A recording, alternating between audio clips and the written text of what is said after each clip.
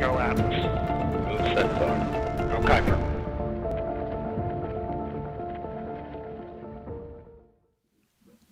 Good morning, and welcome to live coverage of ULA's Atlas V launch of the third batch of Project Kuiper satellites for Amazon. I'm Britt Porcelli, and I'm a propulsion engineer here at ULA, and I'm joined today by Ryan Schleter, an electrical engineer. We're joining you from ULA's Advanced Spaceflight Operations Center here at Cape Canaveral Space Force Station in Florida. We also have team members on console at ULA headquarters in Denver, Colorado. Liftoff is scheduled for 8:09:30 a.m. Eastern Time at the opening of today's 29-minute launch window. Launch windows vary by mission and are determined by the payload's destination. Today's mission is going to low Earth orbit, or LEO as we refer to it, and has multiple orbit insertion opportunities. We'll be covering today's mission through the start of the second stage engine burn. For additional real-time mission coverage, follow along with our live blog at ulalaunch.com. And if you enjoy watching our live broadcasts, don't forget to subscribe to our YouTube channel for access to future missions, launch highlights, and behind-the-scenes rocket content. At this time, the team is not working any issues, and we're proceeding towards an 8:09:30 a.m. liftoff. All right, we're taking a live look of the mighty Atlas V sitting on the pad. I always love an early morning launch here. We're right after sunrise, where we're getting that early morning sun coming in, and we are in store for a pretty good launch today. Yeah, the sunrise this morning looked beautiful, and Atlas there, it looks like we got pretty clear skies. Atlas sitting on the pad today is about 205 feet tall. This is the 551 configuration for a 5-meter fairing, 5 SRBs, and 1 RL-10 engine. Yeah, and our payload fairing sitting at 77 feet total in length. You nicely have all 27 Kuiper satellites tucked away, and we should be in for a good launch today and great orbital insertion. As the countdown continues, our team is taking the final steps in preparation for liftoff. The first stage, also known as the rocket's booster stage, is a large tank on the bottom that is actually 2 tanks. One is filled up with RP-1 fuel, and the other with liquid oxygen. Liquid oxygen is the super cold cryogenic propellant that turns the tank's exterior from a bronze to a frosty white as we progress through this broadcast. Atlas is also equipped with a Centaur upper stage, which drives the payload during the second phase of flight to its final orbital destination in space.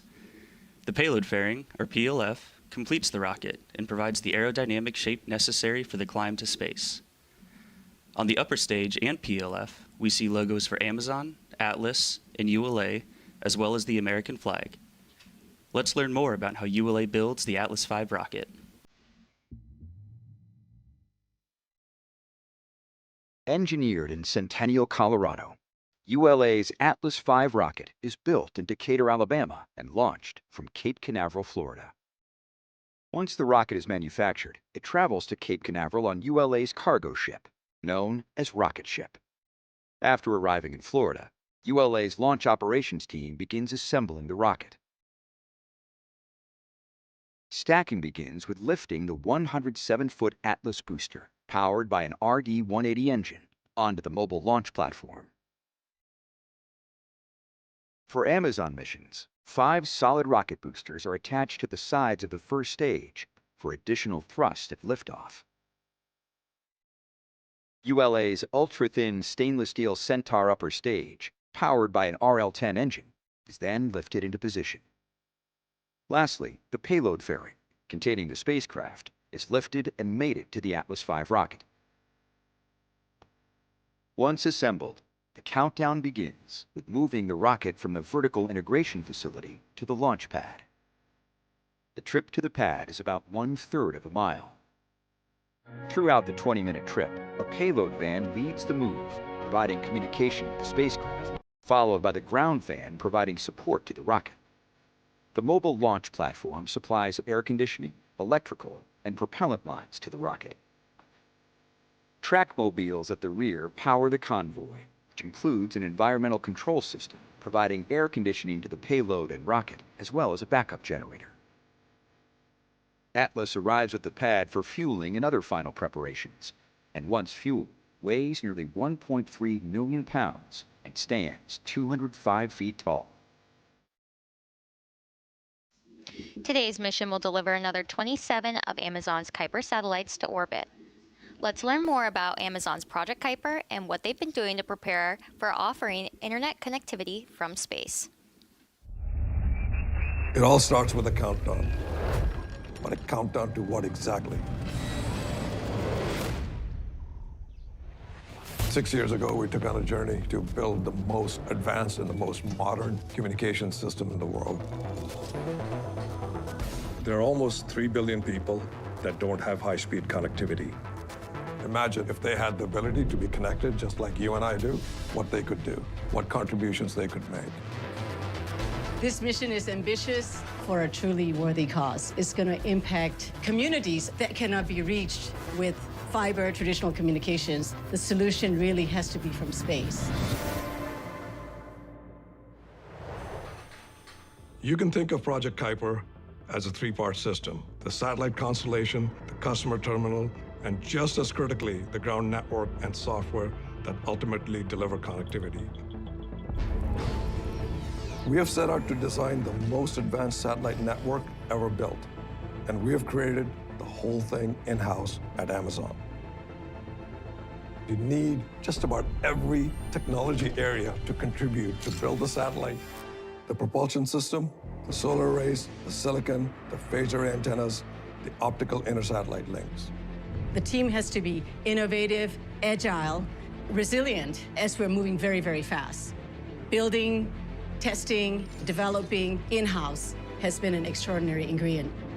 When we first proposed Project Kuiper internally, one of the first questions was, can you produce an affordable customer terminal? We knew that was going to be the linchpin of our system. The big breakthrough for us was combining transmit and receive antennas into a single aperture. No one had ever done this in the Ka-band. That let us pack a ton of performance into a really compact, really low-cost design. We're going to build tens of millions of these antennas, and we are well on our way. The design is done. We're now in the factory manufacturing it. We talk about the satellites and constellation, but Kuiper is a satellite constellation being operated as a network across hundreds of ground gateway terminals. Our ground network is spread out all over the world, and each site connects back to AWS. We already have a bunch of these sites installed everywhere from Australia to Germany, and more of them are coming online every month. There's a big difference between launching 2 satellites and launching 3,000 satellites. The past couple of years, my team has really been focused on how to achieve scale. Our own dedicated payload processing facility gives us the ability to control our own destiny. We've got the capacity to integrate up to 5 satellites per day and launch 3 simultaneous campaigns. Heavy lift rockets have higher performance, so we can take more satellites to orbit on any given launch. All of our heavy lift launch partners have had a successful first flight, so that's been a pretty exciting thing for us to see because we made those investments years in advance. All of the pieces have come together to support that first launch, and the next one, and the one after that. It might not all go perfectly, but we have an incredible commitment to this project and an incredible team committed to its mission. All roads lead here, a countdown to launch. And with more than 80 missions planned, we're just getting started.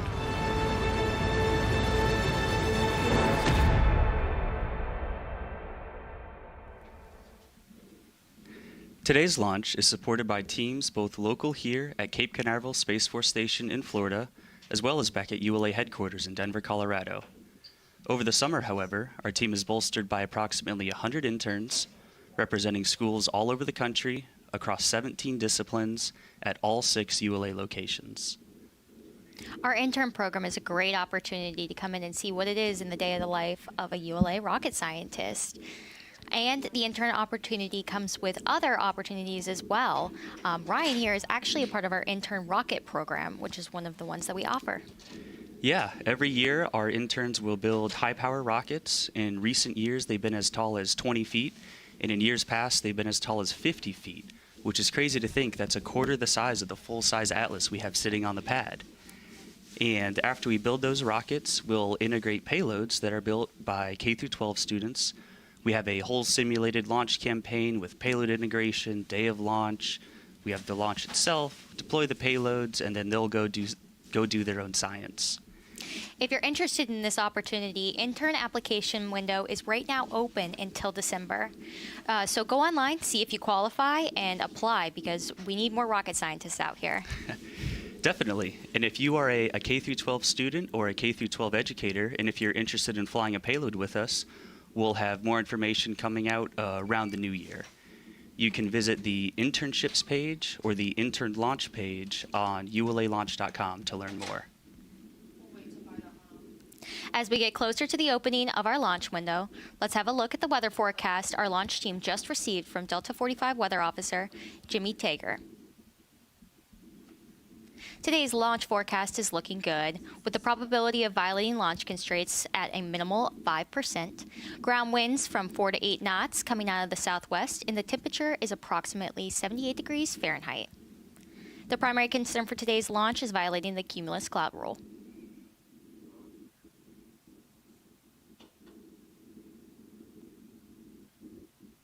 LC switch is ready. All steps are complete prior to the status check. Once we lift off, viewers watching the launch from Florida and from points in the Northeast may be able to see Atlas in flight. To get a closer look at this visibility map, check out @ULA Launch on social media.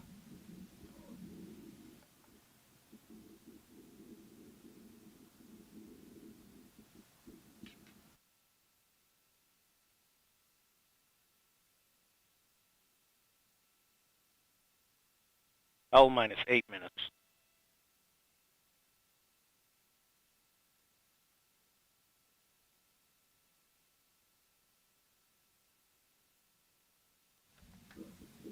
We remain in the planned 30-minute hold as we continue towards liftoff. In a few moments, ULA launch conductor Dylan Rice will pull the team for the final go to pick up the countdown. The launch conductor manages the launch team during countdown, ensuring that all systems are performing nominally and that every member of the team is following their procedure and executing to the preferred timeline. 28 engineers are pulled to confirm the rocket is ready to proceed. This is the final status check for all Atlas vehicle systems, ground systems, the payload, and the U.S. Space Force Eastern Range. Let's listen in as he performs the pull.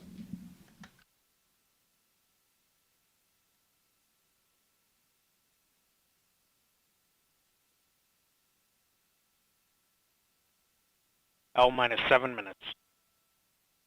Status check to proceed with terminal count. Atlas systems. Propulsion. Go. Hydraulics. Go. Pneumatics. Go. LO2. Go. Water. Go. Centaur systems. Propulsion. Go. Pneumatics. Go. LO2. Go. LH2.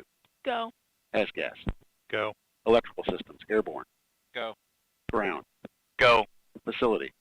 Go. RFFTS. Go. Flight control. Go. GCQ. Go. Op support. Go. Com. Go. Umbilical. Go. ECS. Go. Redline monitor. Go. Quality. Go. Op safety manager. Go. ULA safety officer. Go. Vehicle system engineer. Go. Anomaly chief. Go. Range and weather. Go. Launch director. You have permission to launch. Proceeding with the count. ALC verify T0 is set for 12:09:30 Zulu. Verified. Polling is complete and the team is go for launch. From now until liftoff, launch conductor Dylan Rice and the launch team will continue reporting the final steps in today's countdown. This includes verifying propellant levels and pressures in the booster and Centaur fuel tanks, as well as arming the ordnance for ignition, separation, and flight termination. At T-minus 1 minute, the range confirms that it is in green condition for launch, assuring that there are no nearby constraints like boats, planes, or weather, and that all systems are tracking operationally. At T-minus 25 seconds, you'll hear, "Go Atlas, go Centaur, go Kuiper." This is the final status check for the rocket and payload. To dampen the acoustic shock at liftoff, at T-minus 6 seconds, the launch pad's water deluge system activates, followed a few seconds later by booster engine ignition.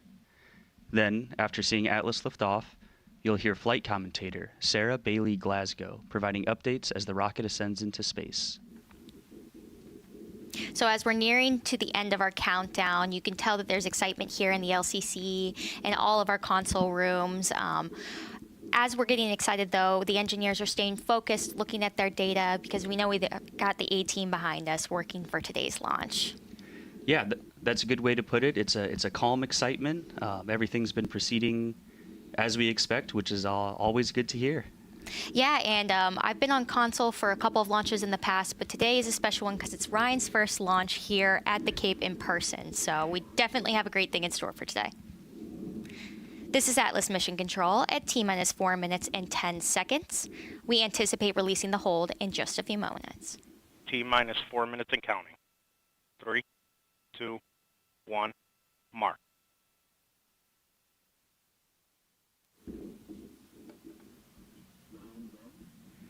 The countdown clock has resumed, and we are go for launch at 8:09:30 a.m. Eastern Time. After liftoff, ULA's Atlas V rocket will fly northeast from Space Launch Complex 41. Here's a look at today's flight.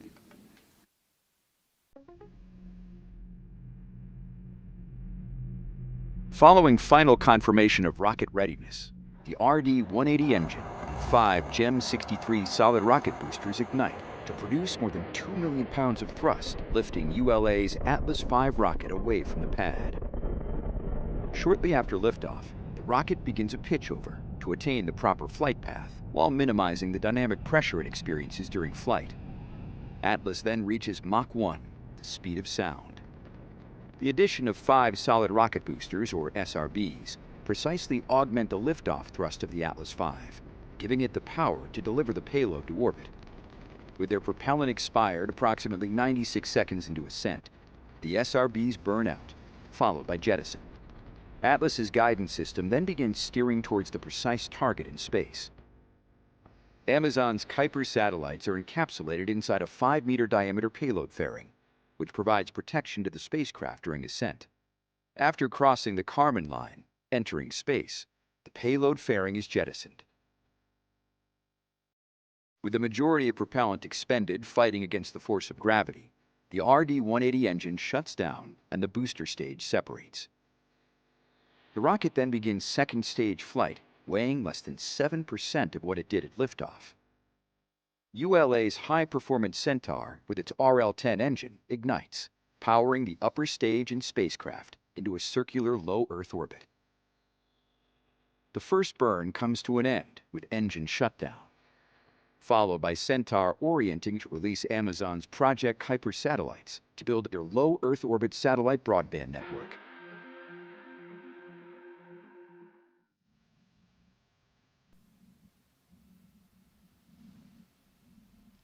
$140. Launch enabled. $137. FTS armed. T-minus 90 seconds. The launch vehicle, ground systems, payload, and eastern range are go for launch. For those of you just joining us, I'm Britt Porcelli here with Ryan Schleter for today's live coverage of ULA's Atlas V launch of Amazon Project Kuiper satellites. At this time, the team is not working any issues, and we're proceeding towards liftoff at 8:09:30 a.m. Eastern Time.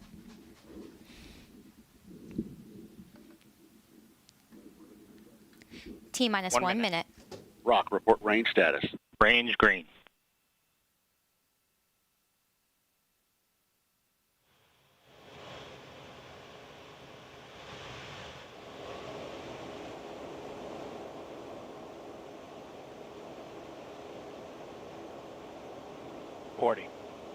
Stable at step 3.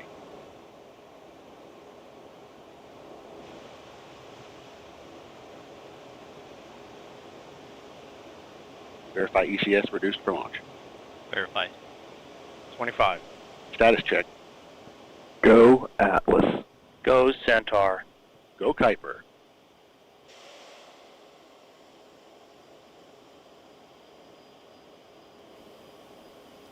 T-minus 10, 9, 8, 7, 6, 5, 4, 3, 2. We have ignition, 1.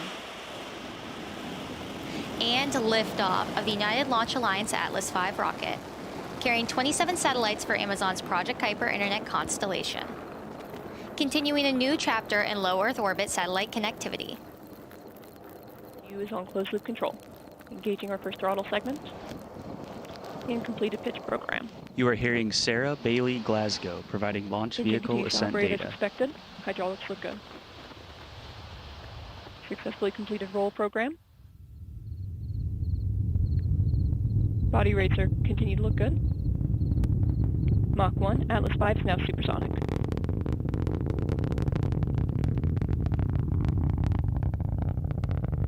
Throttling up as expected. Vehicle is now 5 miles in altitude, 2 miles downrange, continues to move down the center of the range track. Booster engine operating nominally. Now passing 1 minute into flight.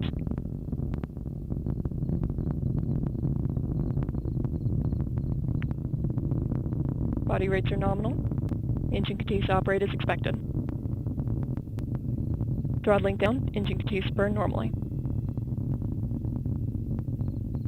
Vehicle is now moving at 2,700 miles an hour down the center of the range track. Vehicle is now 1/2 of its liftoff weight. Max Q passing through maximum dynamic pressure. And we have good indication of SRB burnout coming up on SRB jettison. Throttling up as expected.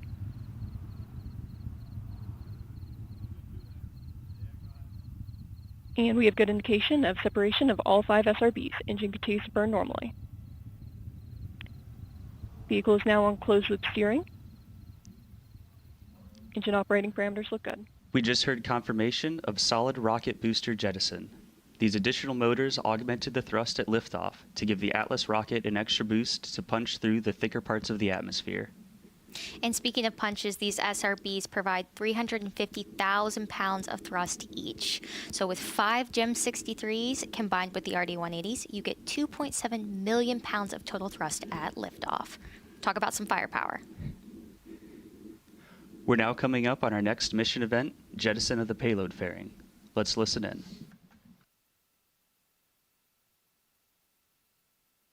Atlas is now 80 miles downrange, moving at 5,600 miles an hour.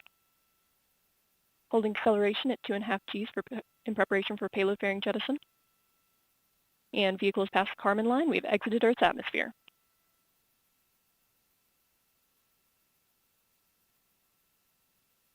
Atlas is now 1/4 of its liftoff weight. And Centaur reaction control system is pressurizing flight levels as expected. And we have good indication of payload fairing jettison and CFLR deck jettison. Engine continues to burn normally. Flight commentator Sarah Bailey Glasgow just called out confirmation of the payload fairing jettison. The composite fairing protects the spacecraft as it pushes through the harshest parts of Earth's atmosphere. Next, we'll hear callouts for the cutoff of Atlas's first stage engine and the separation of the booster stage, followed by the ignition of ULA Centaur's second stage engine. These events occur when the first stage has escaped Earth's atmosphere, getting above the Kármán line and into space. The Centaur upper stage, with the Kuiper satellites attached, then takes over on a trajectory to a precise orbit in space. Let's listen in as we approach these milestones. Engine continues to burn as expected. 30 seconds to BECO. Boost base chill down in progress. Temperatures are operating as expected.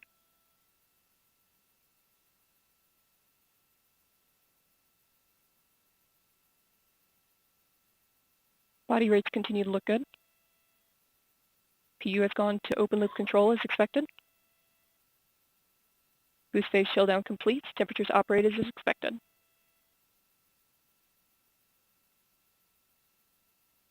And we have good indication of booster engine cutoff. And stage separation. Pre-start on fuel unlocks, good staging. Ignition, and full thrust. RL-10 is running nominally. This will be just under 13-minute first burn.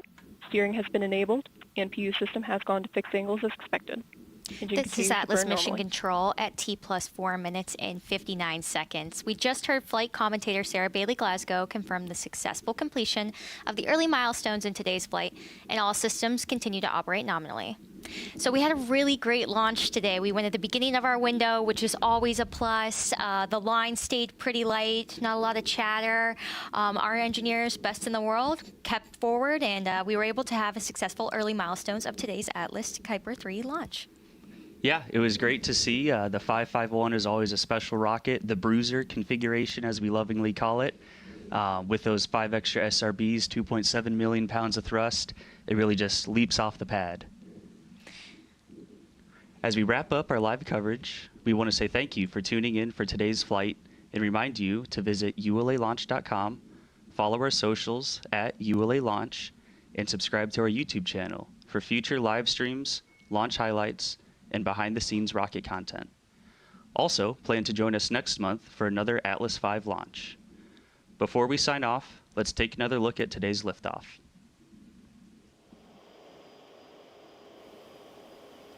T-minus 10, 9, 8, 7, 6, 5, 4, 3, 2. We have ignition, 1. And liftoff of the United Launch Alliance Atlas V rocket, carrying 27 satellites for Amazon's Project Kuiper Internet constellation. Continuing a new chapter in low Earth orbit satellite connectivity. U is on closed loop control. Engaging our first throttle segment. And completed pitch program. You are hearing Sarah Bailey Glasgow providing launch vehicle ascent data.